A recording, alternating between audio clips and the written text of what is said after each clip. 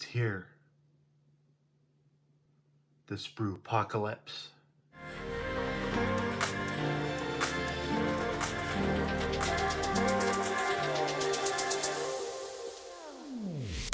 A word that people who aren't dedicated model builders might not be familiar with is the sprue. And this is quite simply the plastic frame that parts of models come on.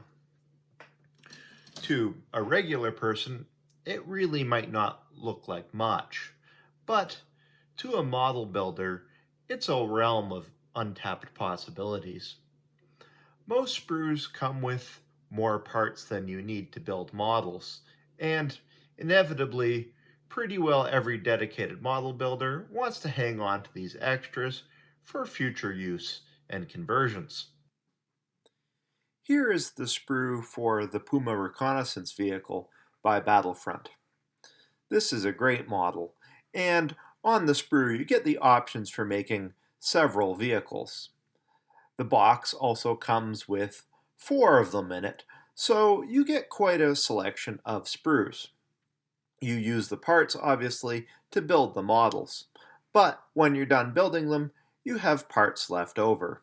You have things like extra armor plates, machine guns, turrets, turret pegs, lots of really interesting stuff that you'll want to keep.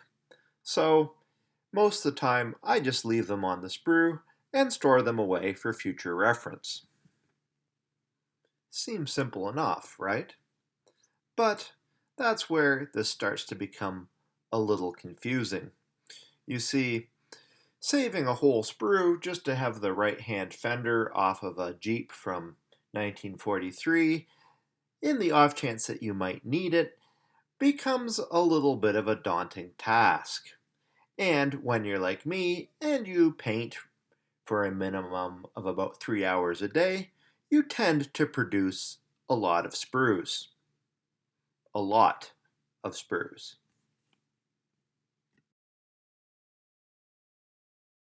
And I'm not afraid to admit that eventually this can get kind of out of hand.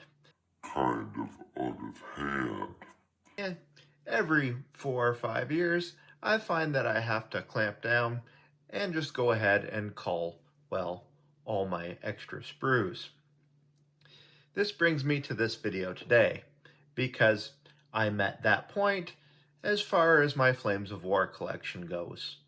The bucket that I vowed I was going to use to store my extra sprues is now overflowing.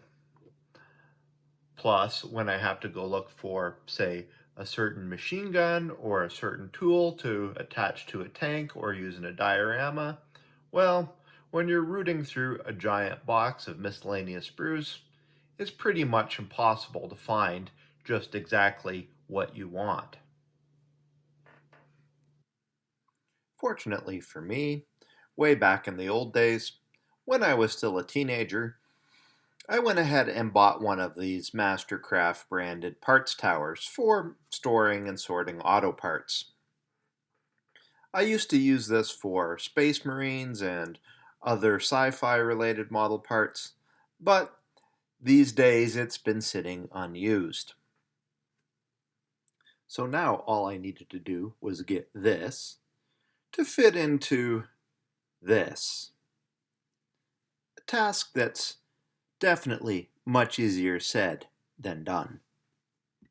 But, as they say, there's no use in delaying, so I got down to work. I didn't really want a mountain of sprues to push my family out into the street.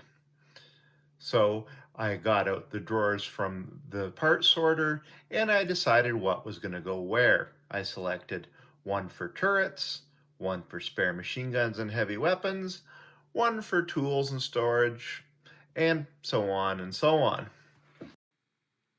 So now I started cutting and cutting and cutting. One eternity later. But eventually, and I do mean eventually, I got all of the useful parts cut out, and I loaded the empty sprues into a garbage bag and went off to look for a recycler that would take them. At my workbench, the parts are now all neatly stored away and sorted, and waiting for my next project. I don't really have the issues I used to. If I need a particular hatch or fuel drum, it'll be there waiting for me and sorted into a nice little pile. So, now the Sprue-Pocalypse has come and gone, and in the end, I have a really nice organized selection of model building parts. What's that? You say, this is only going to work for as long as I have the discipline to cut the spare parts off of any of the new sprues I work with? Well, there is that.